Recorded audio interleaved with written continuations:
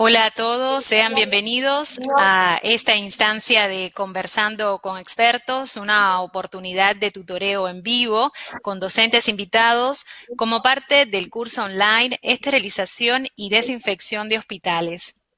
Mi nombre es Lea Neiro y como parte del equipo de BIMED me es muy grato compartir esta transmisión con la coordinadora académica del curso, la licenciada Silvia Guerra, y los docentes invitados desde Chile. Tenemos conectada a la licenciada Patricia Gutiérrez y al ingeniero Matías Pilasi. Muy buenas tardes. Hola, buenas tardes. Buenas tardes para todos. Bueno, a todos los cursantes y colegas en línea les comento que la Magíster Patricia Gutiérrez es vicepresidenta de la Federación Latinoamericana de Ciencias de la Esterilización Hospitalaria, preside la Sociedad de Profesionales en Esterilización de Chile y se desempeña como jefe de Central de Esterilización en el Hospital Militar de Santiago de Chile. Por su parte, el ingeniero Matías Pilasi es director del área técnica de Esteriliza SPA, miembro de la Sociedad Alemana de Esterilización y miembro del Instituto Nacional de Esterilización de Chile, y actualmente también se desempeña como coordinador y editor para la versión en español de las revistas Central Sterilization, y además es miembro del ISI, el libro rojo, embajador para Latinoamérica. Este protocolo nos parecía importante teniendo en cuenta que hay participantes en línea que pueden no ser cursantes del curso, así que hecha estas presentaciones, ¿les parece si vamos adentrándonos en las temáticas? Desde nuestro último encuentro hemos desarrollado 2 fructíferos módulos académicos sobre procesos de esterilización y seguridad del paciente quirúrgico. En la etapa previa a este conversatorio hemos lanzado la oportunidad de que nos hagan llegar preguntas y acá tenemos ya la primera de ellas. Esther Flores, desde Perú, les plantea el tema de la ropa quirúrgica, que continúa siendo de tela tejida en muchas instituciones de salud en Sudamérica, existiendo actualmente empresas fabricantes de ropa descartable quirúrgica. Su pregunta: ¿cuáles serían las especificaciones técnicas principales para poder adquirir, y como por ejemplo el gramaje de la tela no tejida, la repelencia al agua, que no tiene memoria, por ejemplo?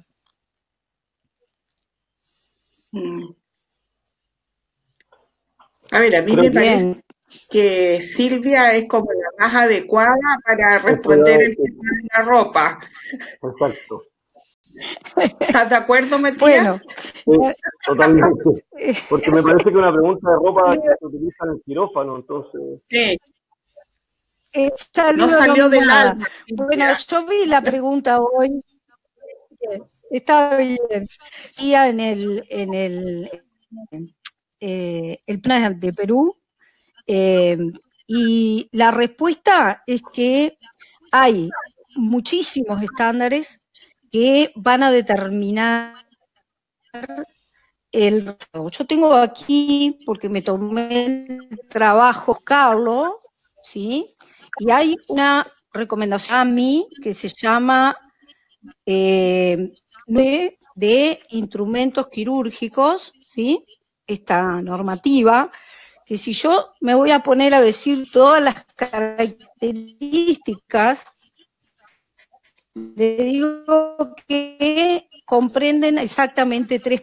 Entonces, para hacer, y porque de memoria, el cursante que está solicitando eso, que nos proporcione ahora su correo electrónico y le mandamos una foto con todos los estándares y los resultados que sugiere la recomendación técnica de AMI con respecto a los campos y a la ropa que se usa en quirófano. Alguna vez ya mencionó, sí, dije, PRORES, y ella tiene que saber cuál es el mínimo valor que puede, y ahí tenemos impermeabilidad al agua, impermeabilidad al alcohol, tenemos o sea, hay un montón de características conveniente mandarle, que me nos comparta por favor ahora por el chat su correo electrónico, porque capaz que no es cursante del curso, y le paso las fotos con las normas que aplican a cada una de las características que tienen que cumplirse según esta recomendación técnica. Muchas gracias, Silvia. Hemos recibido en el chat, ya comienzan a participar, tienen varios saludos desde distintas regiones del Uruguay, de la Argentina, desde Chile. Nos alegra y los convidamos a que en el chat habilitado al costado derecho de la página justamente nos hagan llegar las preguntas, sus interrogantes y experiencias para que los docentes en línea les den devolución. Les comento a ustedes acá desde México, Adriana Méndez les da las buenas tardes y les consulta en un método de esterilización por vapor en un esterilizador gravitacional. ¿Cuál es el tiempo ideal para sacar la carga después de concluir el proceso? ¿Y es válido que se retire a los 10 minutos, como lo menciona un procedimiento de la institución? ¿Y por qué? ¿Quién se anima? Matías. Bueno, déjame verla, aquí tengo la pregunta. El tiempo ideal, bueno, siempre es difícil hablar de un número porque eso va a depender mucho del tipo de la carga. Tampoco está muy claro si se refiere a una vez que ya terminó el proceso, que es lo que entiendo de la pregunta, o cuál es el tiempo de secado. Si es respecto al proceso ya terminado, uno puede siempre sacar la carga inmediatamente, teniendo algunas precauciones, como por ejemplo no ponerla cerca de alguna fuente de aire frío o sobre un mesón frío, porque se puede producir condensación y se van a mojar las cajas. Pero si la caja ya está seca, que tiene que estar seca cuando termina el proceso, no existe una restricción para dejarla dentro si es que ya el proceso ha terminado, digamos. Supongo que esa es la pregunta. Si la pregunta fuera cuál es el tiempo de secado, bueno, eso va a depender mucho de la carga que se utilice. No todas las cargas ni todos los tipos de materiales necesitan los mismos tiempos. Yo también estuve leyendo un poco al respecto y concuerdo con Matías por el tipo de carga. La única carga donde hay que tener cuidado es cuando se esterilizan líquidos, en el caso de que sean botellas o que sean mamaderas. En el caso de no sé cómo aquí en Chile se le llaman cediles, que tienen que ver con la preparación de fórmulas lácteas. Y que ahí sí se sugiere, para que no haya, digamos, un cambio tan brusco de la temperatura como en el caso de las cajas, que dice Matías que se puede condensar, ocurra un quiebre de las botellas por un cambio tan brusco de las temperaturas. Es lo único, digamos, que yo podría agregar a lo que planteó Matías. Si es que se tratara de un esterilizador gravitacional para líquidos, ¿ya? Eso es lo que podría aportarles. A mí, muchas gracias a ambos. Sí, Silvia, a mí me gustaría agregar, de pronto para que se oiga mejor voy a anular la cámara, pero voy a hablar, ¿no? Perfecto, Silvia. Bien, ¿sí? No, le decía que yo lo que agregaría sería de pronto que hay un concepto que es enfriar la carga y hay otro concepto que es el tocar o no tocar los paquetes. Porque a veces la gente dice, bueno, pero el carro lo puedo sacar, sí, lo podés sacar, pero si el paquete conserva cierto nivel de humedad, no lo puedes manipular porque puede haber una contaminación del paquete. No quiere decir que el paquete esté mojado, pero sí que el paquete esté húmedo, o sea, que el paquete todavía tenga cierta presencia de vapor, que eso lo vemos fundamentalmente en los autoclaves viejos. Si bien el paquete no está mojado, está con cierta humedad propia de cuando recién termina el ciclo. Y me parece que eso cada uno conoce su equipo y conoce sus cargas, y sabe si realmente el paquete ya está frío y lo puede manipular, o si tiene que esperar un poco más. Yo coincido con Matías, no hay un número mágico, porque todos tenemos equipos diferentes y cargas distintas, pero sí que ese concepto de que no hay que tocar un paquete caliente, que no hay que tocar un paquete que todavía tenga cierto nivel de humedad, es el concepto más importante, me parece, a la hora de descargar el carro, ¿no? Sí, de todas maneras, también aprovechando lo que comenta Silvia, me gustaría agregar que el tema de la humedad y de las cargas mojadas en general es bien controversial, ¿ah? Porque primero no existe una evidencia muy dura de que un paquete o una carga húmeda signifique que está contaminado o que no está estéril. Hay algunas normativas o recomendaciones quizás que son un poco más duras, como por ejemplo AMI, que te dice que si tú tienes un paquete húmedo tienes que reprocesar la carga entera. Pero científicamente no se ha determinado una correlación entre la humedad y la presencia de material no estéril. Ahora, la teoría más, quizás con más adhesión, es que la humedad debilita o podría debilitar la barrera estéril, ¿ya? Y sobre todo cuando uno está hablando de empaques blandos. Distinto es, por ejemplo, un contenedor rígido, que son de aluminio y por lo tanto la barrera no se debilita.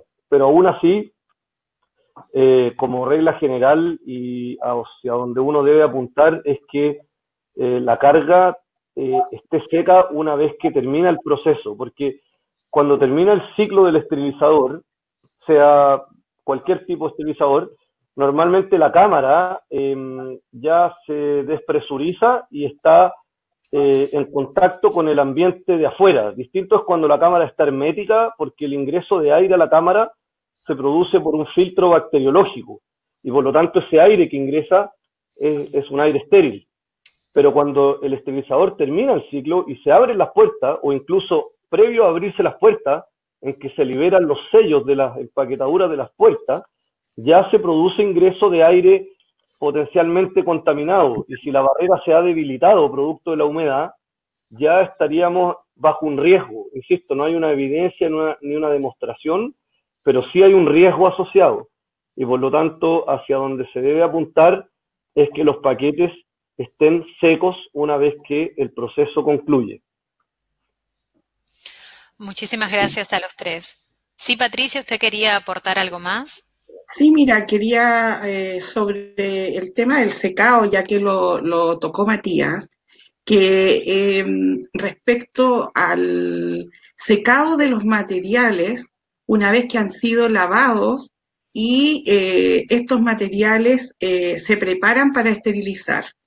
En la práctica, me ha tocado ver en muchos lugares que siempre han dicho que las cajas o los instrumentos es muy frecuente las cargas húmedas, pero en la gran mayoría uno se encuentra con que el personal no seca bien el instrumental, sobre todo aquel instrumental que se lava en forma manual, donde no existen lavadoras descontaminadoras, o aquellos instrumentos o motores que tienen lúmenes. Entonces, es fundamental el secado del instrumental para evitar uno de los factores que es la aparición de cargas húmedas, porque como dice Matías, son muchos los factores por los cuales puede ocurrir una carga húmeda, o cajas húmedas, o motores húmedos. Pero como les digo, en lo que me ha tocado ver, y en distintos países, y en Chile fundamentalmente, la gran mayoría piensa que el autoclave seca el agua que queda en los lúmenes o el agua que queda, y no hacen un secado acabado antes de preparar el material y dejarlo listo para poder esterilizarse. Hay varias, digamos, alternativas por las cuales una carga puede salir mojada. La estandarización de la carga, cuándo se hizo la validación, cómo se estimó la carga. Yo les puedo contar la experiencia, etcétera, la experiencia que nosotros teníamos, que nosotros hicimos la estandarización y la validación de cargas en nuestros autoclaves. Y curiosamente descubrimos que en un auxiliar, un operador, había una caja que al resto de las personas, las cajas le salían sin mojar, pero a él sí. Y lamentablemente descubrimos que efectivamente después que nosotros nos íbamos, la carga la cambiaba a la forma que él pensaba que era. ¿Ya? Por lo tanto, ahí hay un factor humano importante en lo que significa poder contar con equipos y con instrumental estéril. En general, la gente dice es el autoclave el malo porque no seca bien, pero hay una serie de factores externos que no tienen que ver con el equipo, ¿ya? Por otra parte, los empaques cuando están muy apretados, sobre todo los empaques que son blandos, ¿ya? Y finalmente yo creo que lo último que puede fallar es el equipo. No sé, Matías, tú qué puedes aportar más a eso. Sí, bueno, justo hay dos preguntas respecto a eso, de dos personas. Mariana, que te preguntaba a ti, Pati, cuál es la importancia del secado de los instrumentos antes de empacar los sets y esterilizar. Y también... Diego, desde Uruguay. Diego. Sí, Diego, también ha sido una pregunta. Bueno, creo que la Pati ya contestó. La importancia de secarlo es porque en el esterilizador no está diseñado para secar instrumentos y por lo tanto la carga que entra mojada es muy probable que salga mojada, ¿ya? Porque el autoclave está diseñado para secar la condensación que el mismo autoclave generó, pero no para secar agua que viene previo al proceso. Ahora, respecto a lo que decía la Pati, yo estoy totalmente de acuerdo en que para mí, y según la experiencia que he tenido en el tiempo, el último de los factores es el equipo en sí, entendiendo que el proceso se realizó correctamente. O sea, si yo obviamente si aborté el ciclo o no hizo todo el secado que tenía que hacer, o no alcanzó el nivel de vacío o los milibares que están programados, por supuesto que puede salir la carga mojada. Pero si el esterilizador terminó el proceso correctamente, con los parámetros alcanzados, y tenemos una carga mojada, en un 99,99% el factor está fuera de la máquina y tiene que ver un poco con lo que ya mencionó la Pati. Muy bien, acá les tengo una consulta que plantea Jimena Telles y que también se hace eco de esta interrogante Romina Páez. Recomendaciones para limpiar la cámara de los equipos autoclaves. Técnico indica solo limpiar con agua bidestilada, perdón. Es la pregunta de Jimena Telles. Sí, bueno, lo primero que hay que tener en cuenta es la recomendación del fabricante, que es lo que dice el fabricante del esterilizador, y con el fabricante no me refiero al técnico, porque muchas veces el técnico, digamos, con todo el respeto que merece un técnico, pero muchas veces puede decir algo que no es lo correcto. Generalmente lo que está escrito y lo que escribe un fabricante en un manual o en una declaración oficial del fabricante es lo que cuenta. Ahora, como regla general, entendiendo que las cámaras de los esterilizadores son fabricadas de acero inoxidable y casi todos los que existen en el mercado tienen una calidad de 316 L como mínimo, algunos tienen 316 Ti, que es con aleación de titanio, que es un poco superior, y por lo tanto entendiendo que todos son más o menos similares en cuanto al material que utilizan, efectivamente una recomendación es hacerlo con agua destilada, producto de que el acero inoxidable, al igual que los instrumentos, se puede ver atacado por el uso de algún químico o de elementos que pueden estar presentes en el agua, sobre todo lo que tiene que ver con cloruros, por ejemplo, el cloro o los cloruros atacan el acero inoxidable. es difícil. Muchas veces yo recibí muchos comentarios de que se hace muy difícil limpiar solo con agua destilada porque no tiene ningún químico que facilite la limpieza, como lo hace un detergente, por ejemplo. Pero la verdad es que si se realiza una limpieza rutinaria constante y se mantiene la cámara en buenas condiciones, no debiera haber problema. Ahora sí, claro, si se deja el esterilizador un mes sin limpiar, obviamente que se va a hacer más difícil. Una de las cosas más complicadas de limpiar son residuos de etiqueta o de adhesivo, de la etiqueta o de indicadores que se utilizan en los procesos de esterilización.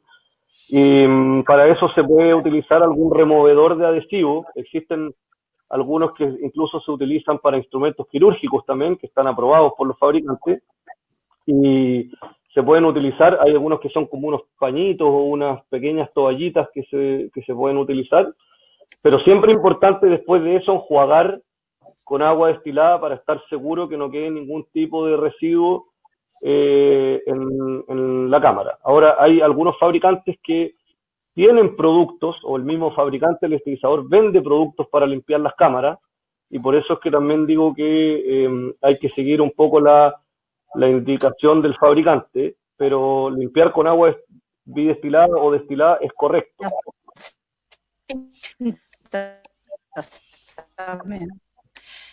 Se entrecorta mucho, Silvia. Capaz se apaga la cámara y así prioriza el audio y se le escucha mejor.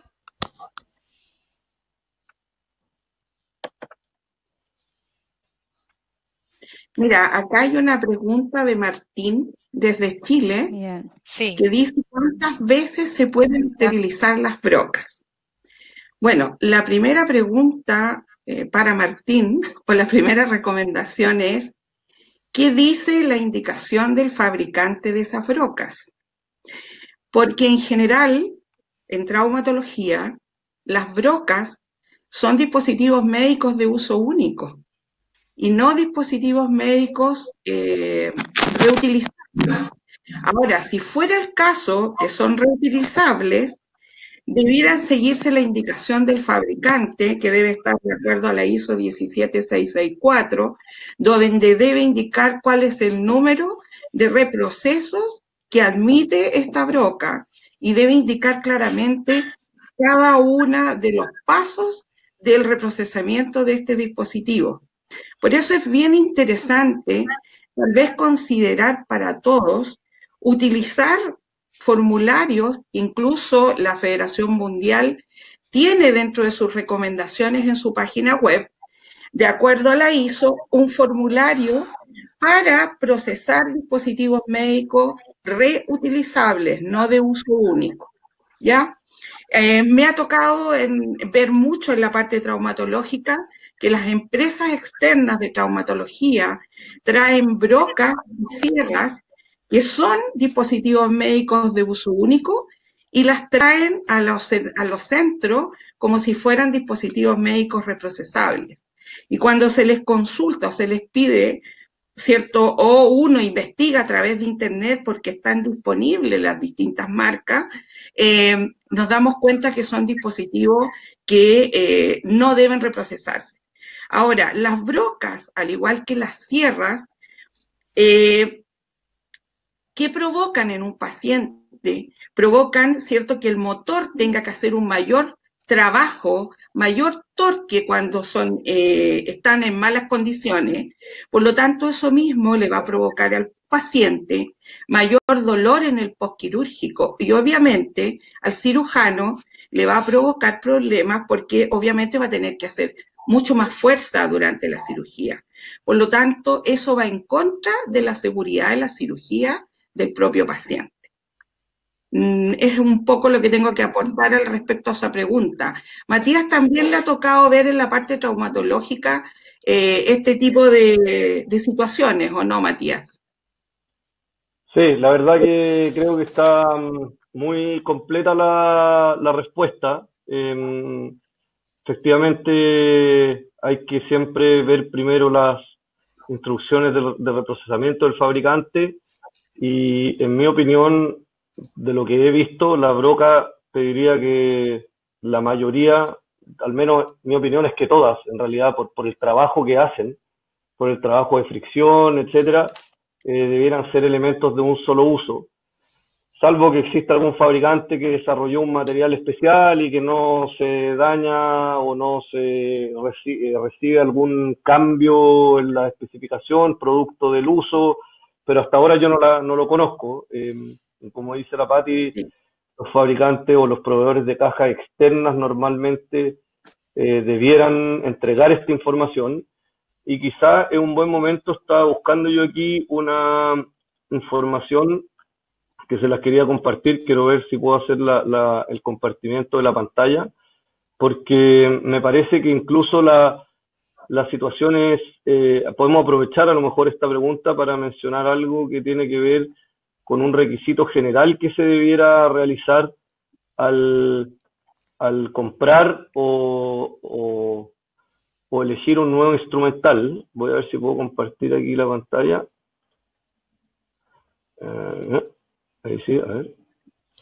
No, por ahora no. ¿Ahí se puede ver o no? ¿Se puede ver mi pantalla? Ahí, ahora sí. Sí.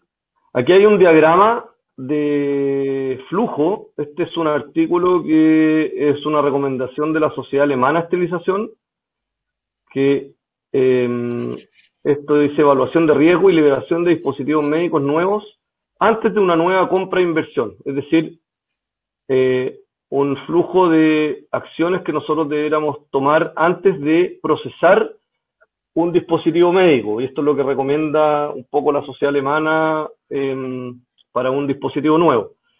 Entonces aquí vemos al principio, dice dispositivo médico nuevo, dice evaluación por la central de esterilización. Dice, primera pregunta, instrucciones de reprocesamiento según ISO 17664, ¿están disponibles? No. Si no están disponibles, solicitar instrucciones al fabricante. Si el fabricante no entrega esas instrucciones, excluir del proceso de reprocesamiento. Aquí vemos la importancia que se le da, o sea, en una buena práctica o en la mejor práctica, si no se cuenta con las instrucciones de reprocesamiento del fabricante, idealmente no se debe reprocesar ese dispositivo médico. Ahora, si seguimos el diagrama hacia abajo, donde dice que sí están disponibles las instrucciones de reprocesamiento, bueno, lo siguiente que debo hacer es comprobar la compatibilidad con los procesos internos, porque a lo mejor un dispositivo médico requiere algún proceso que yo no tengo en mi central de esterilización. Y así sucesivamente, esto después se los puedo hacer disponible esta información, pero creo que lo único que me gustaría agregar, porque como dije antes, creo que la respuesta de la Patti fue muy completa. Estoy viendo aquí cómo dejar de compartir. Ahí sí. Perfecto. Me gustaría solamente agregar eso, que cada dispositivo médico tiene su propia particularidad, no solo una broca, sino que en realidad uno debiera evaluar cualquier dispositivo médico que va a esterilizar partiendo por las instrucciones de reprocesamiento del fabricante. Matías, en relación a este material que nos compartí en pantalla, nos lo puede enviar para subirlo al campus virtual del curso. Sí. Y así queda a disposición de la comunidad de cursantes. Ustedes hablaban acerca de instrumental de traumatología y acá tenemos una pregunta de Diana Calle Jacinto que les quiere consultar respecto a los indicadores biológicos. ¿Se debe utilizar uno por carga? En el caso del instrumental de traumatología, no solo implantes, por ejemplo, ella menciona perforador, ¿también debemos colocar un indicador biológico? Bueno, yo creo, Matías, que podríamos estar toda la tarde hablando de esto, ¿no? Pero ella plantea que en caso de que no tenga implantes, hay distintas, digamos, recomendaciones y normativas en los distintos países, pero lo que tenemos que tener claro es que para procesar material de traumatología, lo primero que se debe tener, como decíamos recién, son las instrucciones del fabricante. ¿Cómo voy a tener que reprocesar este tipo de material? Y en segundo lugar, si se trata de material de traumatología, desde mi punto de vista y lo que conozco, yo debería colocar un indicador tipo integrador, que es quien me va a permitir evaluar si efectivamente ese instrumental alcanzó los parámetros del proceso de esterilización. Por otro lado, también, como dijo Matías, existen distintos tipos de instrumentos y nosotros debiéramos de evaluar con las cargas con un PCD que nos permita evaluar, o sea, mayor, digamos, el desafío que ese tipo de carga. Matías, te cedo. Bueno, es un tema un poco controversial también, el tema del uso de los indicadores biológicos. Como yo tuve una respuesta por escrita a alguien que hizo preguntas en uno de los foros del curso, y voy a repetir un poco lo mismo. En realidad, el monitoreo de la esterilización se debe hacer en cada carga. ¿Sí? Hola. Sí, hola, Silvia. Sí. Sí, ha tenido algunos inconvenientes técnicos. Hola. Al parecer. Sí. ¿Me escuchan? Ahora sí. Sí, te escucho. Perfecto. En realidad, todo el sistema, bien. No, yo sé, más o menos conozco de Matías, igual ahora cuando se conecte la va a decir, que nosotros tenemos que usar las herramientas que tenemos disponibles, ¿no? Eso es una realidad. Puede haber herramientas que en mi hospital no estén disponibles, por lo tanto, yo tengo que conocer todas las posibilidades. Me parece que el abanico que abrió Patricia de hablar de utilizar un dispositivo de desafío, utilizar un indicador químico de clase 5 o tipo 5, o utilizar un de desafío con un indicador biológico, son todas alternativas que la normativa. Quizás haya una norma país que establezca otra cosa y que la persona va a tener que respetar porque es su norma país. A mí Matías me decía el otro día, yo no estoy muy de acuerdo en que se sea más exigente en una carga con implante que en otras. Tenemos que ser igual de exigentes en todas las cargas. Y me parece bien, me parece que es correcto. Pero bueno, tenemos que establecer mecanismos en los cuales nosotros tengamos certeza o más seguridad, simplemente revisar los parámetros de esterilización. En ese sentido, con Patricia, que el disponer de un dispositivo de desafío con un indicador de tipo 5 o lógico puede ser de gran ayuda para al menos junto con cotejar que se hayan cumplido los parámetros del ciclo, uno estar un poco más tranquilo de que las cosas estén andando relativamente bien. Me refiero a la rutina, ¿no? A lo que es las prácticas de rutina. Sí, bueno, yo la verdad... Matías se va a haber que mandarle un mensaje que se reconecte porque quedó congelado. No, Matías se le escucha, Silvia. ¿Sí? No yo sé, no lo oigo. ¿Me escuchan? Parece que sí. tú ya no me escuchas. No, se le escucha bien. No lo veo bien, Silvia. Bueno, lo que yo iba a agregar es que desde un punto de vista lógico y también quizás desde la evidencia, no tiene ningún sentido utilizar un cierto indicador solamente una vez a la semana o en un ciclo con cierto instrumento y ciertos instrumentos no. La verdad es que independiente del indicador que sea, como concepto, ¿no? Conceptualmente la esterilización debe ser monitoreada en cada ciclo. Eso ya hay bastante evidencia respecto a eso. Cada ciclo es un evento único y por lo tanto monitorizar o monitorear, no sé cuál es la palabra correcta, un solo ciclo cada 10 ciclos o una vez a la semana no tiene ningún sentido, ¿ya? Ahora, respecto a si es el indicador biológico o no, bueno, la verdad es que de todos los indicadores que existen, químicos, físicos y biológicos, estamos hablando de los esterilizadores, el menos sensible a fallos, a los fallos que más se producen en un ciclo, es un indicador biológico, porque el tiempo que se requiere para inactivarlo es el más bajo de todos, ¿ah? Más bajo que el integrador, más bajo que los parámetros, etcétera. Ahora, si hay indicaciones nacionales, como decía Silvia, si hay normativas o leyes o hay implicancias legales que te obligan a utilizarlo, por supuesto que tienes que hacerlo. Yo estoy dando solamente una respuesta desde lo científico, desde la lógica, y como decía antes, utilizarlo solamente en ciertas cargas, la verdad es que no tiene mucho sentido. O lo utilizas siempre o no lo utilizas. ¿Ah? Entiendo que en particular el indicador biológico es mucho más caro que un indicador químico o un indicador físico y quizás por eso es que se racionaliza el uso, pero insisto, desde la lógica no tiene ni un sentido monitorear solamente algunos ciclos y otros no. Si yo elijo una herramienta de monitoreo porque es la herramienta en la que confío, la tengo que utilizar siempre. ¿Ya? Ahora, otra cosa es discutir si es para mí la herramienta adecuada o no. Eso yo ya manifesté un poco la opinión y lo que dicta la evidencia hoy día. Para mí no es la herramienta adecuada, pero si tú la eliges, desde la lógica tienes que usarla siempre, no solamente en un ciclo y en otro no. Sí.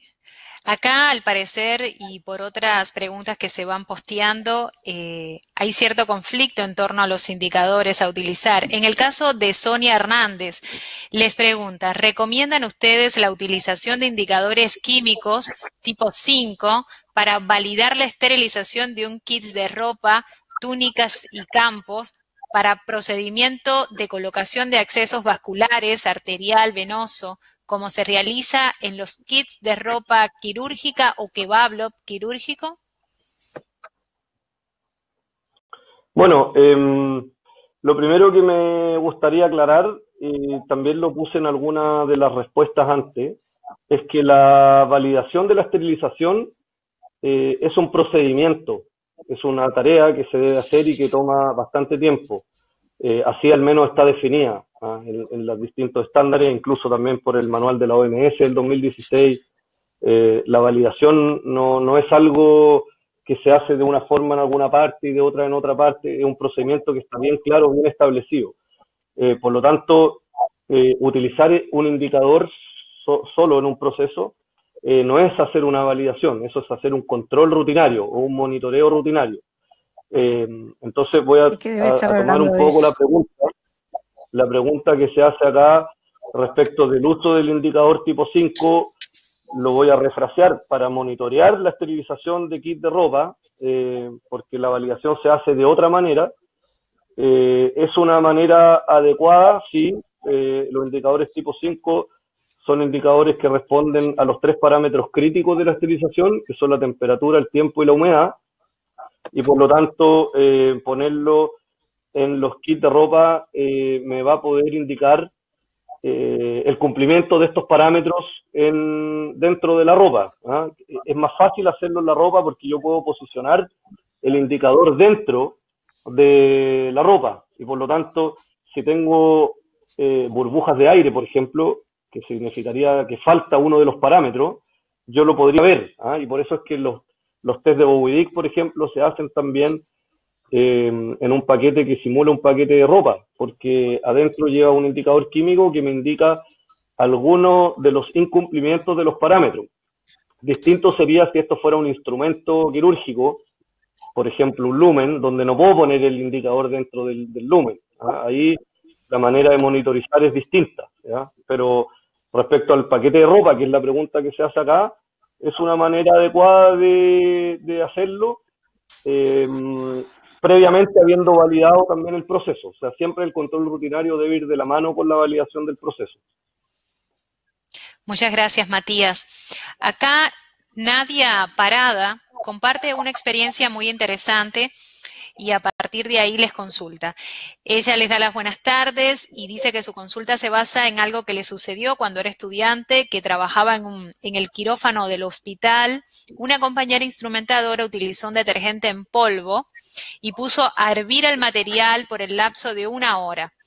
Cuando le consultó, ella le comentó que había estudiado que jamás se habló de hervir el material. Le explicó que el prelavado, lavado y enjuague se hace con agua con temperatura controlada. Por tanto, su consulta es si ustedes utilizan o han utilizado detergente en polvo.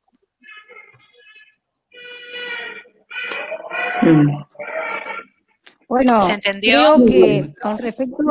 Sí, yo entendí la pregunta.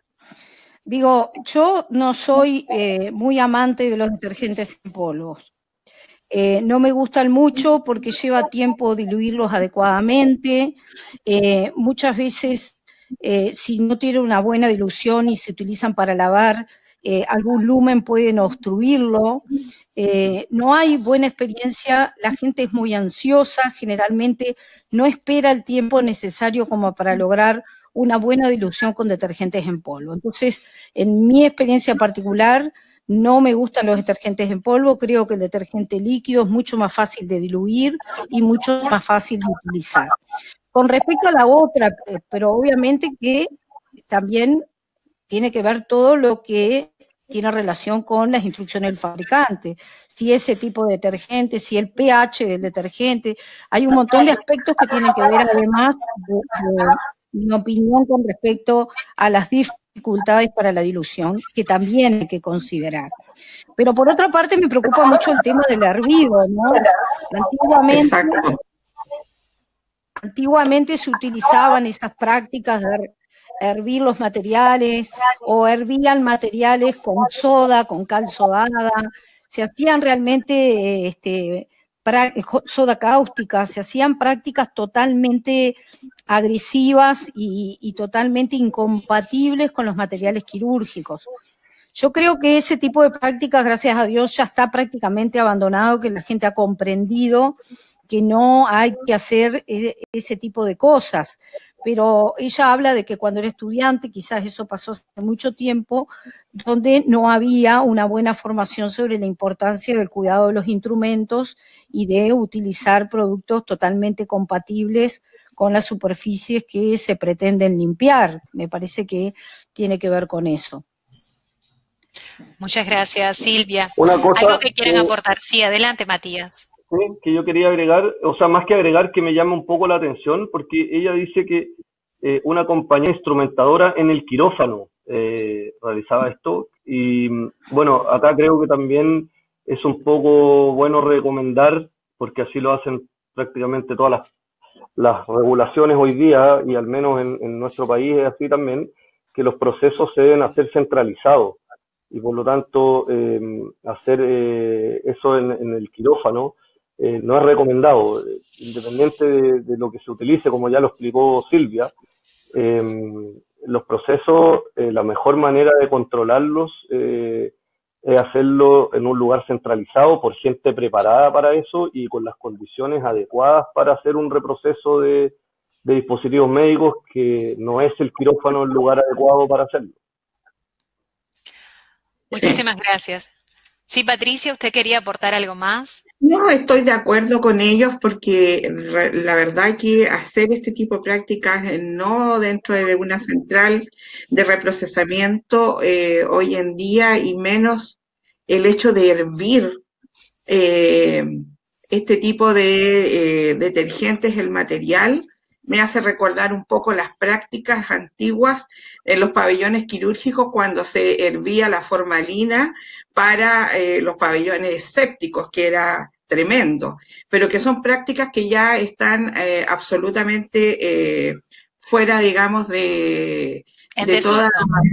Exacta, en desuso, absolutamente. Bueno, acá les planteo esta interrogante que les hace Yelse Vivas.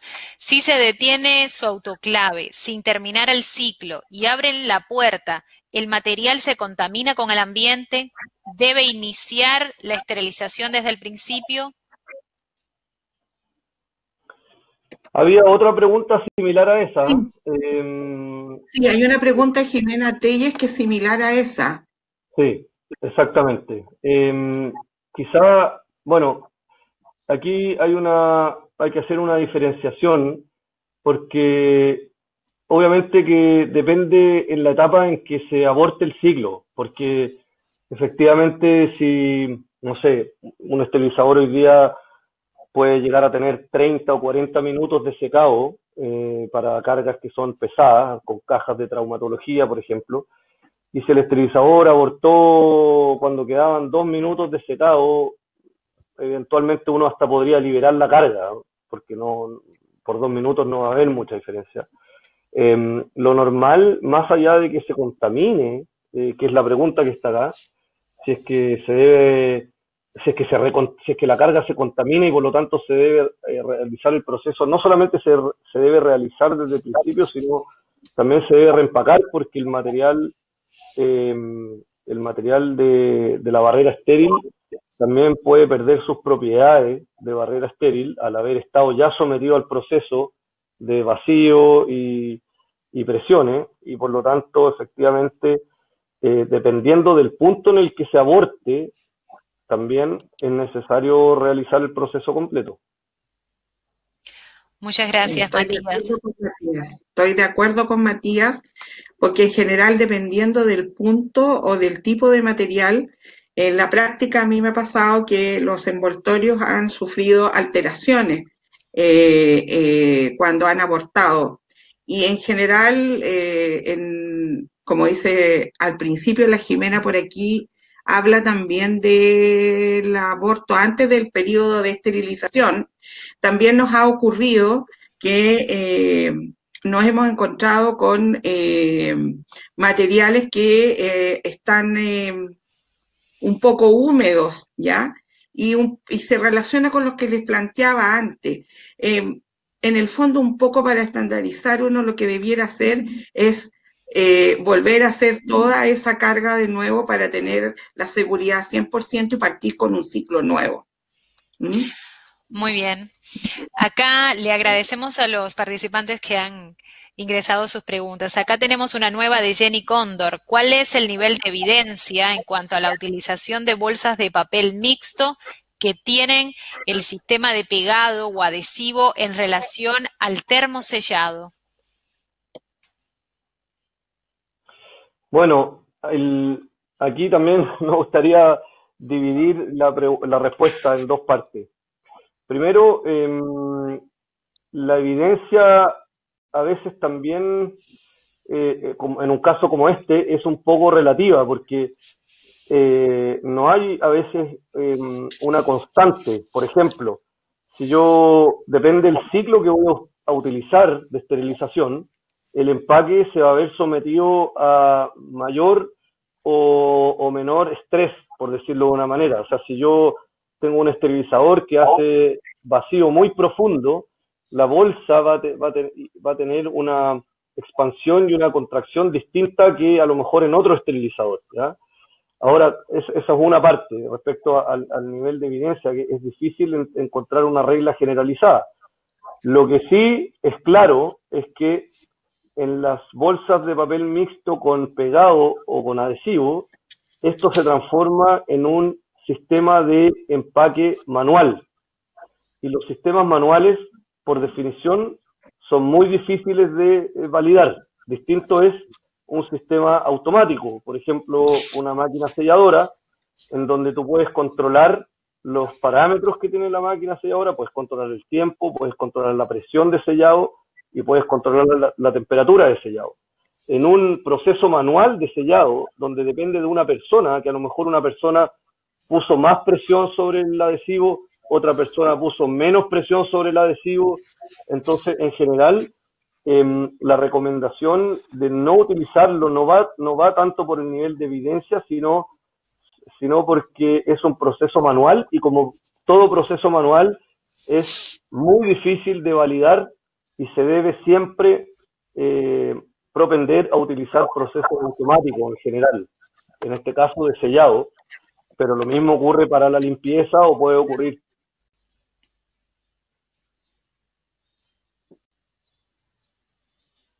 Hola, Matías. Sí, justo se entrecortó al final su respuesta. Decía que en general es una recomendación que se hace siempre para cualquier proceso, no solo para el sellado, también pasa lo mismo con la limpieza. Siempre los procesos automáticos tienen un nivel de estandarización y de poder validarlo y controlarlo mucho más fácil que un proceso manual que depende de una persona. Gracias, Matías.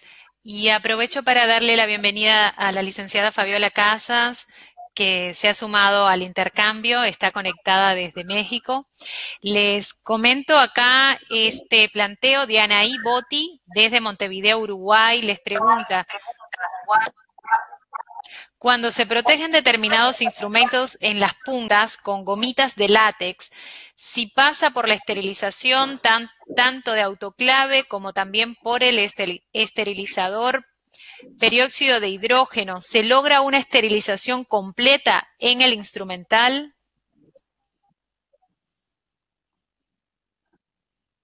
¿Quién se anima a contestar? La pregunta hecha por Anaí. Bueno, aunque parezca disco rayado un poco, la verdad es que hay muchas cosas en las que no hay una recomendación general, ¿ya? Y por eso es que es tan importante, y la Organización Mundial de la Salud lo dice así, en su definición de la esterilización, habla de que esta es un proceso validado. Y la respuesta que debiera dar respecto a esta pregunta es que hay que validar esa situación. Es decir, si yo voy a utilizar un dispositivo que va a cubrir una punta y yo quiero saber si ahí adentro se va a producir la esterilización o no, lo debo medir, no lo debo suponer ni utilizar una regla generalizada, porque puede ser que en mi esterilizador, en mi proceso, en mi hospital, salga estéril, pero puede ser que en el hospital del frente, con otro esterilizador, con otro proceso y con distintas condiciones, no salga estéril. Por lo tanto, ese tipo de situaciones es difícil entregar una respuesta generalizada, porque es algo que se debe validar, se debe medir, se debe saber que dentro de esa funda de silicona o lo que sea, se produce la penetración del agente esterilizante, se cumplen los parámetros críticos y se logra la inactivación de los microorganismos. Eso hay que medirlo. Muchas gracias, Matías. ¿Algo que quieran aportar? Fabiola. Sí, quizás para que sea un poco más fácil para la gente, porque en conceptos de Matías, a veces para una persona que trabaja de una manera común en la central de esterilización es complejo saber cómo puede hacer la validación y el monitoreo de todo esto, pero es importante recordar que el peróxido de hidrógeno es un método de esterilización que actúa por contacto. Entonces, si nosotros no facilitamos ese contacto, siempre vamos a tener una dificultad para garantizar la esterilización. Cualquier persona que vaya a utilizar alguno de estos elementos de protección de puntas en los instrumentos debe de saber, primero, que el fabricante de esos protectores se recomienda el uso para segundo, que va a tener la facilidad de contacto con el instrumento. Si no, eso va a ser mucho más complejo. Gracias, Fabiola, por el complemento. Y acá les transmito Wendy Smith Cosio. Les hace un recuento de una experiencia personal. Dice que en relación al proceso de empaque, ellos, donde ella radica, cuentan con contenedores rígidos con tapa, pero no tienen los filtros adecuados ni precintos de seguridad. Lo que realizan es colocar, en vez del filtro, papel crepado de grado médico en los portafiltros que tienen los contenedores, tanto en la base como en la tapa, y envuelven el material con papel crepado. Después colocan el instrumental envuelto dentro del contenedor, por lo que utilizan los contenedores como protección para evitar que el material se dañe. ¿Esta práctica es recomendada con los problemas que menciona? Yo la veo una práctica de riesgo. No sé si estoy equivocada o no, pero tantos primero que los filtros son específicos al contenedor, ¿no?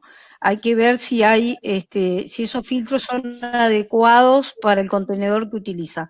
Por otro lado, utilizar el contenedor como empaque de protección, porque parece que es lo que está haciendo, porque si están los materiales con empaque grado médico, ¿por qué directamente no los coloca en una bandejita tipo y los esteriliza de esa forma, sin necesidad de someter a un tercero por fuera, con otra barrera para el mecanismo de esterilización, barreras que no están validadas, digo, porque está haciendo un paquete adentro de otro. Realmente no entiendo muy bien por qué hace tantos empaques que pueden poner en riesgo el lograr o no la esterilización. Allá irá Matías después a validar si realmente se esterilizan o no los materiales adentro de tanto empaque o tanto contenedor. Si usa el contenedor simplemente porque no se le caigan los paquetes, puede utilizar una bandejita. No entiendo, yo creo que no es una buena práctica colocar tantas barreras antes del material que uno va a esterilizar, porque cuantas más barreras ponemos y eso no está validado, podemos tener un estéril. Creo que es un riesgo, creo que tendría que revisar los porqué de cada una de las cosas que hace y ver si no hay una forma de hacerlo mejor. No sé qué opinan mis compañeros. Bueno, el papel grado médico no está validado, como dices tú, para hacer un filtro de un contenedor. Un contenedor es un sistema de empaque rígido que también fue validado con filtros específicos de la marca que corresponde al contenedor. Por tanto, comparto plenamente contigo, Silvia, que lo está colocando muchas barreras y que en el fondo a lo mejor está gastando más cortando el papel crepado y ver la alternativa de ponerlo en una bandeja y hacer la validación correspondiente para ver que ella no plantea en ningún punto aquí si en algún momento esto le sale mojado o no le sale mojado. Pero creo que para mí no es una práctica recomendable, porque cuando uno usa también contenedores, hay especificaciones técnicas del fabricante del contenedor de cómo se debe usar, cómo se debe revisar. Y aquí hay una mezcla de cosas que desde mi punto de vista yo no las comparto. No sé qué opina el resto. Bueno, yo creo que dado lo que ella plantea, también puede ser una buena solución, algo que decía Silvia, respecto a utilizar derechamente empaque blando, si el contenedor no está en las condiciones que se debe utilizar. Y existen algunas alternativas, existen algunas bandejas de metálica, o también hay de plástico, pero tienen algunos otros problemas porque el plástico condensa mucho, pero en general hay algunas bandejas metálicas donde tú puedes poner el empaque para evitar que se rompa, digamos, o sea, como la protección del empaque frente a... Normalmente los empaques blandos se rompen cuando tú lo almacenas, en la fricción con los estantes, por ejemplo, y para eso puedes utilizar estas bandejas y empacar directamente en empaque blando. Muchísimas gracias. Ya en la recta final nos quedan dos preguntas planteadas por Carolina Barrera y por María José Rivalora. Vamos a abordarlas para ya entrar en la parte de cierre. María José Rivalora plantea que le surge una duda, ve en su institución las bolsas de los respiradores y de los circuitos americanos. ¿Se esterilizan mediante ETO o se hace desinfección de alto nivel? Y en el caso de Carolina Barrera, ¿qué opinión tienen de la reutilización del papel biomédico y de friselina? Es una pelea constante en el centro de salud donde ella trabaja como ESI, la central de esterilización, que quiere gastar menos dinero. Los dejo entonces con estas dos interrogantes. Es la pregunta de Carolina. De Carolina y de María José. Vamos a ir cerrando con estas dos. Bueno, en la pregunta de María José, ella habla de circuitos de bolsas de respiradores y circuitos, si se esterilizan en óxido de etileno. Si estos se esterilizan, debiera de traer indicación del fabricante. Volvemos a lo mismo, como dice Matías, de ser redundante con el tema. Hay muchos de estos elementos que vienen sin esterilizar de fábrica y que solicitan que se esterilicen en las unidades de reprocesamiento. Y para eso, obviamente, debe venir una indicación del fabricante. Por otro lado, también existen algunos circuitos que vienen estériles. En lo que a mí me ha tocado puntualmente ha sido que estos circuitos vienen estériles de fábrica y no he tenido, igual que las bolsas de los respiradores, ¿ya? No sé, mis demás colegas, ¿qué es lo que piensan? Yo creo que Sí, Yo pienso que ella se está refiriendo al reuso de estos circuitos, porque ella dice que ya viene la indicación de que están esterilizados mediante óxido de etileno. Y yo ¿Ya? creo que se está refiriendo al reuso de estos circuitos, pero ya, de hecho, el reuso es una mala práctica y debería de ser desechado. Si los están reutilizando, pues nadie te va a dar una instrucción específica de cómo reprocesar lo que se debe de desechar. Entonces, pues hacer desinfección de alto nivel en estos elementos que son desechables y que tienen polímeros muy porosos donde se puede quedar la materia orgánica atrapada y ni siquiera podemos garantizar que se limpien y que se sequen correctamente, pues es una mala práctica. Y esterilizarlos en óxido de etileno lo hizo el fabricante como un método de esterilización industrial. No significa que en tu hospital, por tener óxido de etileno, lo puedas reproducir cuando es un elemento desechable.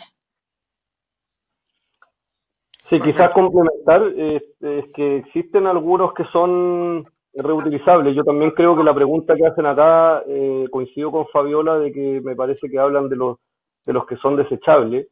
En el caso de los que son en el caso de los, claro, en el caso de los que son reutilizables, como dijo también la Pati, habría que ver lo que dice la instrucción del fabricante, pero quizás aquí puedo hacer una pregunta para ponerle un poco de pimienta final, a lo mejor a Silvia, que se maneja ahí bien en el tema de infecciones. Creo que también habría que ver la clasificación de estos dispositivos, porque si son elementos para respiración, quizás no son considerados elementos críticos y quizás no es necesario esterilizarlo. No sé qué opina Silvia respecto a eso. sí. Y Matías, yo en realidad no la quería extender porque ya estamos en el horario, pero creo que concretamente puedo decir que los materiales de terapia respiratoria habitualmente en los hospitales, aunque sean descartables, mucha gente los reutiliza. Y esa es la realidad. Y esa reutilización a veces se hace mediante pasteurización, otras veces se hace con desinfección química y otras veces se hace con esterilización. Depende de los recursos del hospital y depende obviamente de lo que uno disponga en su central. Por ejemplo, yo en mi hospital hago reprocesamiento con pasteurización, pero va a depender de la disponibilidad de cada uno.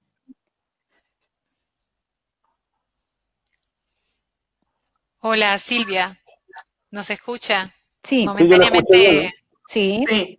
Ah, ¿había Sí. terminado la frase o Sí. se entrecortó la comunicación? Perdóneme, pero no. No, no hay problema, que desconecto la cámara porque el internet no da para imagen y sonido. Entonces había terminado Pero ya la está dada la complementación. respuesta. Sí, Muchísimas gracias. correcto. Gracias a Lea. todos A ustedes, ustedes. docentes y coordinadoras, por participar de este intercambio. Ya lo decían varios de los participantes en el chat, agradeciéndole por los conocimientos vertidos. Sin dudas, este curso ha sido de gran ayuda para actualizar conocimientos y mejorar prácticas. Ya lo han hecho explícito así los participantes. Gracias a todos los que pudieron conectarse y a ustedes en particular. Los dejo para el comentario final y la despedida. Bueno, yo agradecer la oportunidad de poder estar con estos importantes colaboradores en la esterilización. Y agradecer porque para Latinoamérica yo creo que este curso, como dije anteriormente, va a ser un hito porque va a poder cambiar y va a poder cambiar y abrir la mente de las personas a poder tomar decisiones informadas respecto a las prácticas de esterilización. Así que muchas gracias por invitarme y nos estaremos viendo pronto. Yo también les quiero agradecer a todos los participantes y mis compañeros de trabajo. Gracias. Matías, Fabiola, ¿quieren hacer algún comentario? Yo al final, los hombres al último. Qué caballero el Matías. Oigan, pues antes que nada, disculparme porque traemos un cambio de horario en México y yo no me fijé y me conecté una hora atrasada, pero yo estoy pendiente siempre de sus preguntas en la página de Evimed para contestarlas, y también los que me han enviado correos a mi correo electrónico personal, también los hemos estado contestando y enviando información. Y bueno, agradecer la oportunidad de poder resolver algunas preguntas y escuchar también los comentarios de amigos de otros países. Bueno, aquí estamos a sus órdenes y ojalá que podamos tener más intercambios de este tipo en el futuro. Bueno, yo quería felicitar a Silvia y a Fabiola particularmente por la organización. Creo que ha sido un muy buen curso. Por los comentarios que he visto también me parece que las personas que han participado están muy contentos, y para mí la educación y el aprendizaje creo que son clave en general, y sobre todo en esto que hacemos nosotros hoy día, que es muy difícil que alguien te lo enseñe. El reprocesamiento de dispositivos médicos no se enseña en prácticamente ninguna carrera, es algo muy específico. Cada vez se está haciendo más científico, se está convirtiendo en una ciencia por sí misma, y por lo tanto creo que estas iniciativas son muy valiosas, y las felicito por haber tomado esa iniciativa, y espero que todos lo hayan disfrutado también. Bueno, gracias a todos por el tiempo compartido y hasta un próximo encuentro. Nada más un comentario. Ahora Patricia, Matías y yo estuvimos en el Congreso Mundial y la Federación Mundial publicó las guías las guías para poder hacer un proceso de esterilización más estandarizado. Están en la página de SPECH de Chile, están en la página de la Federación Latinoamericana, en Facebook, y también en la página de la Asociación en México, obviamente también en la página de la Federación. Entonces las hemos estado leyendo y creo que son un documento muy importante y bueno, los invitamos a que lo hagan, tener también más elementos para poder gestionar cambios en sus centrales de esterilización. Muchas gracias, Fabiola. Y entonces ahora sí los vamos dejando. Hasta un próximo encuentro a todos. Chao, chao. Gracias, que estén bien. Chao.